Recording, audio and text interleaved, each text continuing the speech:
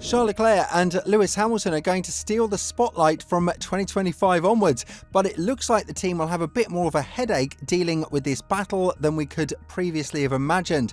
Nevertheless, the son of Enzo Ferrari, Piero, believes that it's a healthy way of bringing the team back towards its glory days, but with a 7-time world champion and a young but experienced buck in Leclerc. Who should Ferrari back in the title fight if they prevail to be competitive for it? Charles Leclerc is welcoming his third teammate since his tenure in Ferrari began in 2019, and this goes to show one thing: the project has always been centered around him. However, apart from Vettel, who was in decline when Leclerc joined the team, Hamilton is definitely the greatest challenge that the Monegasque could have had handed on a plate in front of him. This is why many believe that there will be tons of sparks flying between these two from 2025 onwards, especially if Ferrari turns up with a championship competing car. Hamilton has already made adjustments that weren't easy to apply to the car, such as the positioning of the pedals and the cockpit, and despite the crash on the second day in Barcelona, he is still poised as the greatest threat to Leclerc's championship quest. Piero Ferrari, however, doesn't believe that this rivalry will ravage through his team and will leave some irreversible scars, as he's adamant that it's the best thing that could have happened to the Maranello-based squad after all of the trouble they've been through. When addressing the battles that are awaiting between Leclerc and Hamilton, he said, "Oh, of course, there is a challenge for Leclerc to defeat Hamilton. It has always been like this between teammates. It's part of the game." In Charles' case, there is also the generational issue that we are witnessing in tennis with Sinner and other kids: the freshness of the youngsters against the experience and solidity of those who are many years older. I am sure that the rivalry between Hamilton and Leclerc will be able to bring advantages to both. Of course, the words of Vasseur are already established and known among the F1 world. He would rather see his drivers fight it off in the first two positions on the grid rather than seeing them pass the checkered flag last. It's a similar scenario that Wolff had to deal with from 2014 to 2016. However, it caused some damage to the team that couldn't be reversed, something that Ferrari needs to be very careful about. But as we are to look into the team's development and the events they are preparing for the upcoming period, it's safe to assume they want to get Hamilton up to date in the fastest way possible. The fact that he's missed the 3-day testing in Abu Dhabi for Pirelli after the season ended because of the obligations with Mercedes goes to show that the team is now ready to make steps that they weren't ready to even think about in the past. 1,000 kilometers of testing over the course of 3 days is probably one of the greatest signs we could get in this direction, but nevertheless, Hamilton is a world-class driver that might not need as much acclimatization time as we believed before he got to sit in a Ferrari car.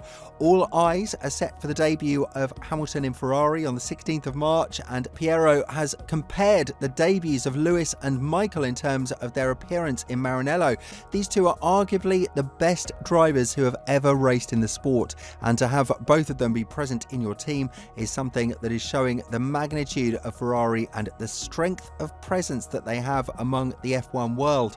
When comparing these debuts of these two legends in Ferrari, Piero said, "The situation was different when Schumacher arrived. He had just won 2 world championships and there was a lot of pressure. Michael seemed cold to the general public, but with those who knew him closely, he was very friendly. I have always had a friendly relationship that has lasted over the years.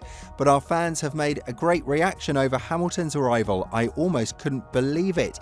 All that true passion struck me. The people on the bridge overlooking the Fiorano track, invading the cycle path, were a demonstration of love. Beautiful. I went to greet Hamilton when he set foot in Fiorano, welcoming him. He had seen the fans waiting for him from the car windows and he was happy, surprised." Of course, the situation is now very interesting because we have the crash from Barcelona that shows Hamilton is putting a lot of effort into trying to learn as much as he can about the car. And despite all of the negative spin that the media has been trying to pin on the 7-time world champion's shoulders, it's not exactly the way it looks. This was one of the worst cars that Ferrari produced, even though it was the only one that won a race apart from the RB21. Hamilton's crash was caused by a bump in the circuit, finding the barriers at turn 12 with a 124 mph impact, and with the damage being so severe, Leclerc couldn't have continued the testing session and the data gathering process as planned.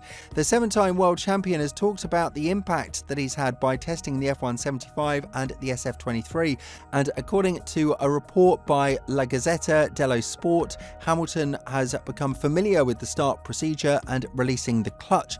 This is an issue that Sainz has struggled with a lot, and what is even better for Ferrari is the fact that Hamilton has become quite acclimatized with the braking system. This comes from the fact that the team used different discs than those he used at Mercedes. Even though he crashed the car and ended the run early, Hamilton reported very positive impressions to the Ferrari engineers, which means that he found the performance to suit his aggressive driving style and combined it with the late braking and carrying speed into the corners. This is pivotal if he wants to improve the one-lap performance and to be as close to Leclerc as possible, because Hamilton is going against one of the best, if not the best, qualifiers on the grid as his teammate. Therefore, if the team is capable of building a car that could be competitive on both Saturday and Sunday, then we are likely going to see a different version from Hamilton to what we saw in the last couple of years in Mercedes, which is exactly what we wanted to see from this transfer in the first place. There are specific aspects and areas in which Ferrari is working with Hamilton, and this was to be expected through the extensive testing time that the 7-time world champion was given ever since his arrival in Maranello. For example, there are weaknesses in the form of tyre management, which was one of the greatest plagues in the last couple of years in Mercedes, along with the one-lap performance that Ferrari is trying to fix with Hamilton. Unlike him, Leclerc will likely work on some other aspects that would broaden the aspect for the Maranello team, and a great challenge that Hamilton would have to tackle is the age allegations that are coming from people like Felipe Massa and Ralf Schumacher. The former Ferrari driver and one of the fiercest rivals that Hamilton had in 2008, Massa believes that age is going to be a great problem for the 7-time world champion, because he will find it extremely hard to keep himself fit and ready for the season that has 24 races while fighting for a championship. This might be one of the reasons why Hamilton brought Angela Cullen back to his team, and it's yet to be seen whether his age will affect the performance in the Maranello squad.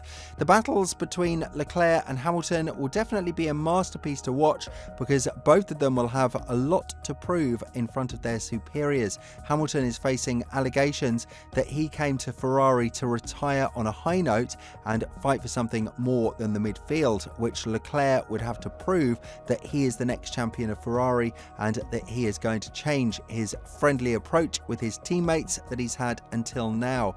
He did give us a hint about that last year in Las Vegas when the incident with Sainz happened, and it's yet to be seen whether or not he can capitalize on that when the tyres hit the asphalt and the lights go out. With all this in mind, do you think that Hamilton will be able to beat Leclerc in a fair battle? And more importantly, do you think there is an opportunity for the 7-time world champion to win the championship on the first try in 2025? Let us know what you think in the comments below. And if you want to find out more about how Hamilton's test ended abruptly in Barcelona, make sure to have a look at the video that's appearing on your screen right now.